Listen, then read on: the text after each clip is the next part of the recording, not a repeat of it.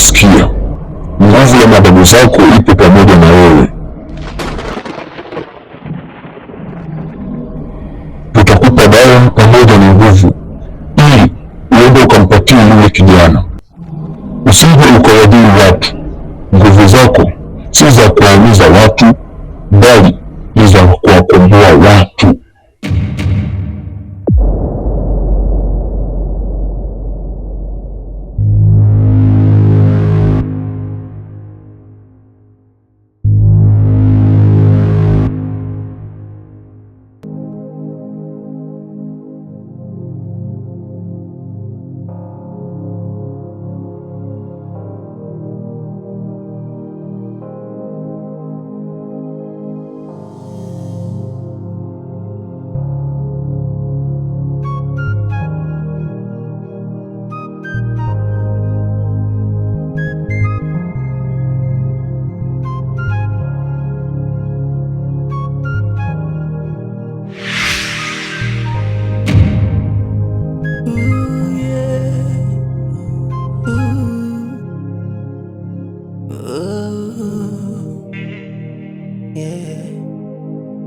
Mama, kesho yangu mnaitazama vibaya.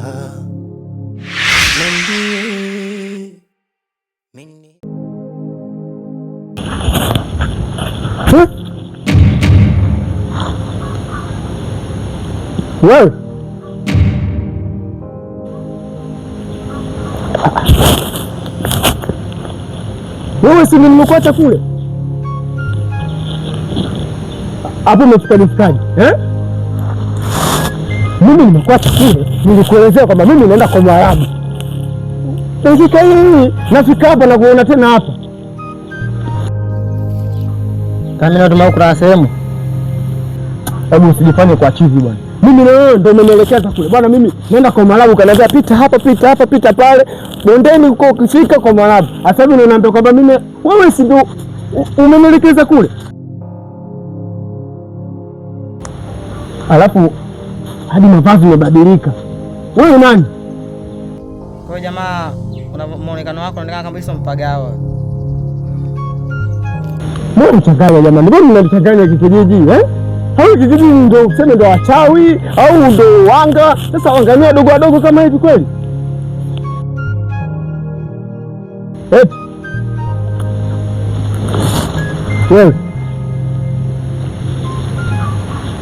Wewe unaitwa nani? Wewe nani mwenzangu? Hebu niambie wewe ni nani? Naitwa Kenzo. Kenzo?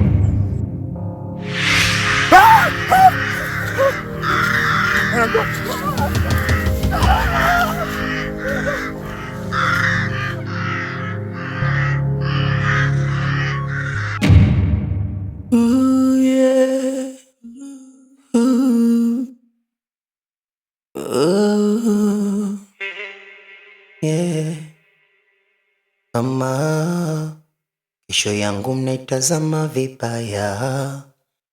Munambie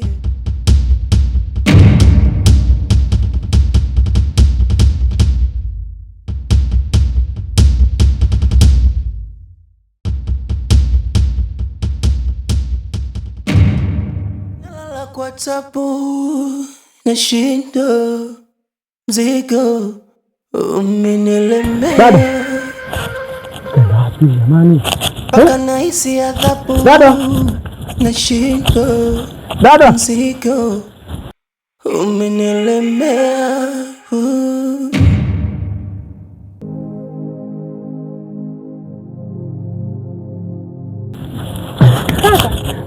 Kwani kuna nini kaka? Yaani mdogo wangu, siamini macho yangu. Yaani matatizo, sijui niseme majanga mdogo wangu leo nikuta leo. Mdogo wangu, unakumbuka jana tuliokaa hapa Kibaza? Tukaongea kwamba masuala ya kazi, ukaniambia kuna kazi kwa Mwarabu kule, kazi kwenda kulima. Umeona? Sasa mimi nimetoka hadi hapa. Umeelewa? Nikasemaje? Niende nikafanyaje? Nikafuatilia hiyo kazi, hiyo masuala ya kulima. Sasa mimi nimetoka hapa na nikaanza kutembea bwana. Nikaa nenda. Lakini sasa kutokana na mimi hapa kijijini sija muda mrefu, nikawa nimepasahau baadhi za njia sizijui. Umeona? Nikana katikati. Nipita kulia, nipita kushoto. Umeona? Sasa napiga jicho kwa mbele hivi. Namkuta mtoto amegemea mnazi kama hivi. Nikasemaje niende nikamuulize, hii serikali mwenyeji wa huku. Mwenyewe dadangu. Nikafika pale nikamsalimia vizuri, vipi dogo safi. Umeona? Kama kawa. Umeona? Sasa nikampa mkono hivi. Umeona? Kumpa mkono hivi. Yule mtoto aliponishika hivi, akanishika kwa nguvu na ndo akanikamata. Yaani mpaka nakuja kutoa hivi mkono wangu. Yaani hata sielewi dogo alikuwa anamaanisha gani.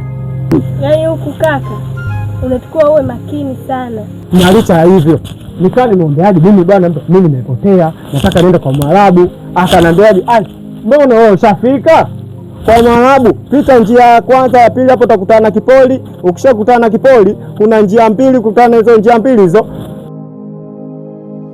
Kwa chini hapo ndo kwa Mwarabu. Basi mimi nikasema basi sawa, nashukuru kwa kunisaidia mdogo wangu, maana huko nyewe mimi mgeni. Ila sio mgeni, mwenyeji, lakini muda mrefu sijaja. Mbona nikampa shukrani zangu zote. Nimetoka miguu mitatu na hesabu 1 2 3. Mimi muangalie mama yangu.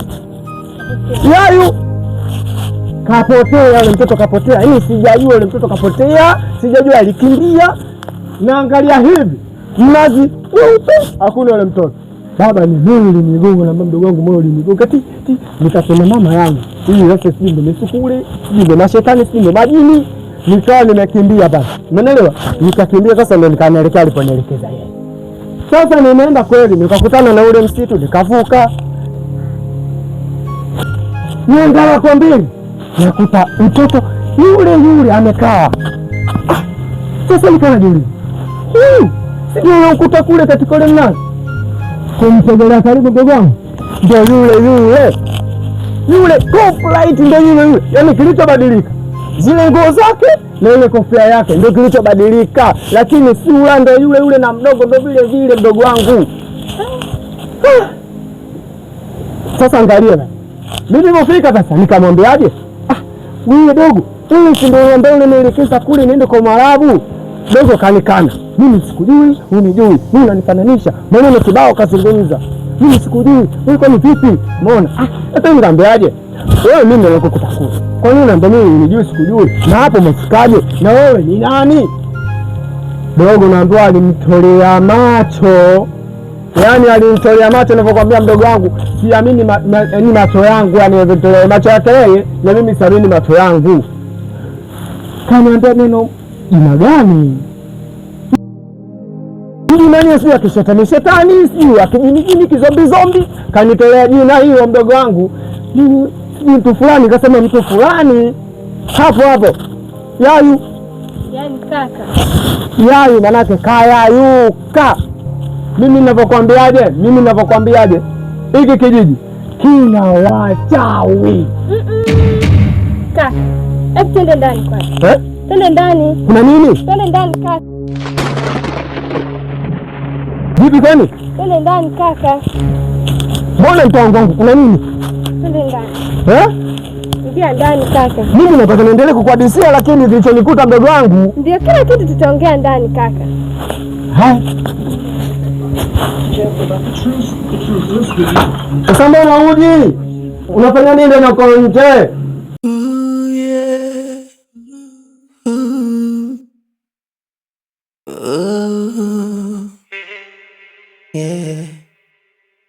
Mama, kesho yangu mnaitazama vibaya, munambie minichoe. Majukumu mnanipa sio saizi yangu, mnambie minichoe. Sasa unaendelea vizuri na uko katika mikono salama,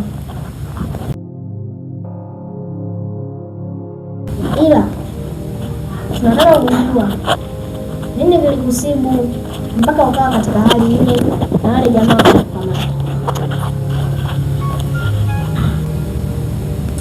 Historia ndefu sana ndogo, ila nibidi nimwambie kwa sababu umenipa msaada na nibidi,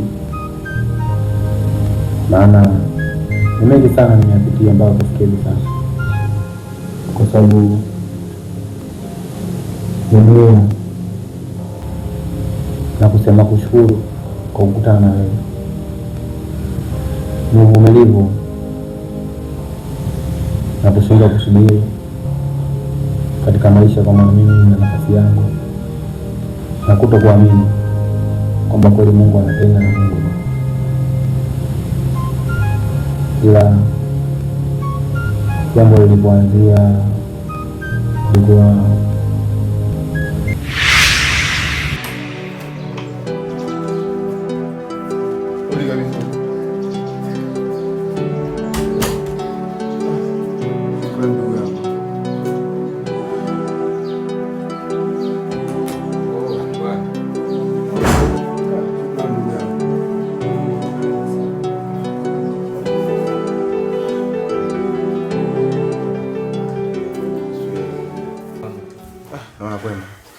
kwema. Habari za kutoka hapo? Ndugu yangu uko sio kwema ndugu yangu. Kabisa sio kwema. Sio kwema ndugu yangu. Ndio. Mimi nateseka. Tumia mimi. Sawa ndio, unaona na maisha mazuri. Fanikiwa. Ndugu yako naona nateseka. Mambo magumu. Mpaka naonekana mimi labda nimeweuka kichwani kwangu. Yaani sawa ndio nimeamua, nimekubali ya kwamba naweza, lakini naona mambo yanakuwa mazito, lakini hali naona inazidi kuwa ngumu ndugu yangu. Nateseka mimi mpaka yaani naonekana kama chizi.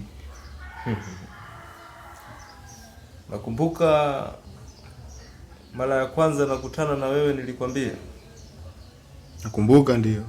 Nilikwambia kauli gani? Kwamba utaweza. Ukanijibu vipi? Ndio nikujibu naweza. Basi kawaida ya wahenga wanasema kwamba maji ukishayavulia nguo lazima uyaoge. Kwa hiyo kwa jua, kwa mvua utayaoga. Itoshi. Hapa ninapoongea baba yangu mzazi yupo katika chumba cha siri.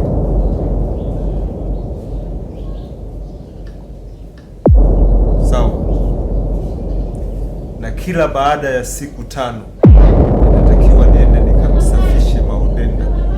Nachongea ni msukule. Yaani sijakuelewa. Maudenda. Natakiwa kila baada ya siku 5 niende nikamsafishe na yale Maudenda nijipake katika mwili wangu. Sasa ndio mimi usini ukatili huu. Wewe umemuua ndugu yako, na ninachoongea sio kama amekufa, hapana. Mpaka ukikamilisha masharti yote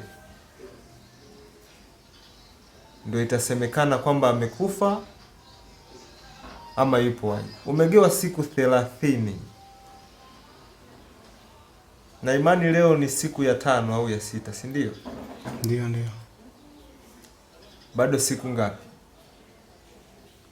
Siku ni kama 25. 25. Nashindwa kuzimalizia siku 25. Wewe ni mwanaume, pambana. Kumbuka kuna familia inakutegemea wewe. Na kuhusu masharti, sidhani hakuna zaidi ya masharti hayo.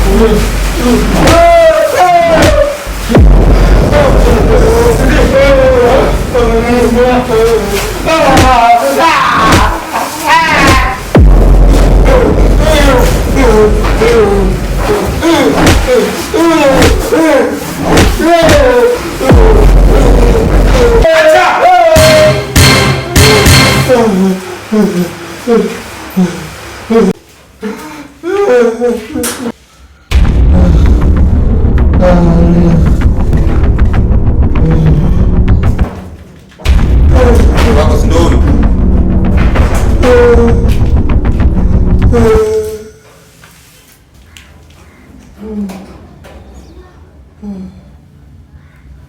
Kazi mzuri sana. Kijana mdogo sana huyu. Hawezi kunisumbua mimi. Nimekwambia bosi. Haitochukua hata siku 2. Haya, kazi yako imekamilika bosi. Nilikwambia kijana, pesa inatafutwa kwa jasho na damu. Kachukulia mchezo. Nichukulia hizi sana. Naongea na wewe. Narukaruka. Sasa umeingia kwenye mtego wa mamba. Nilikwambia mimi naitwa Idi Amini. Naweza kumuua mama yangu kazi. Takuwa wewe mtoto mdogo?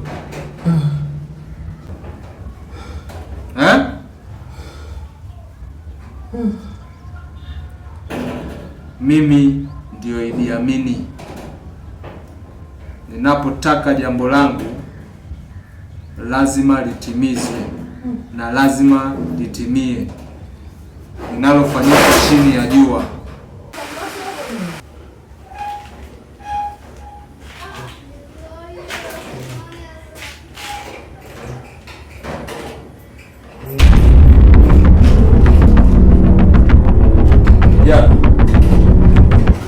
Sasa nataka ukiri. Utaendelea ulipoishia ama ulipoishia ndo kunatosha?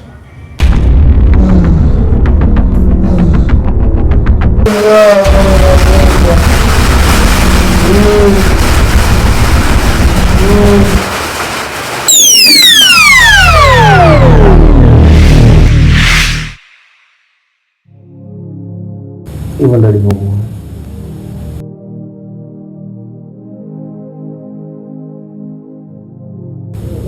Pole sana. Na imani hali yako inaendelea vizuri. Na kama alivyosema mdogo wangu uko mahali salama. Na haraka hatuwezi kukuruhusu uende. Maana wale watu wanaosababisha matatizo ya mkuu wao yuko anakutafuta vijana wake. Wote nimewaelewa, lakini hakuna njia rahisi ya utafutaji wa pesa. Na usijali, vitu vyote vilivyopoteza vitarudi.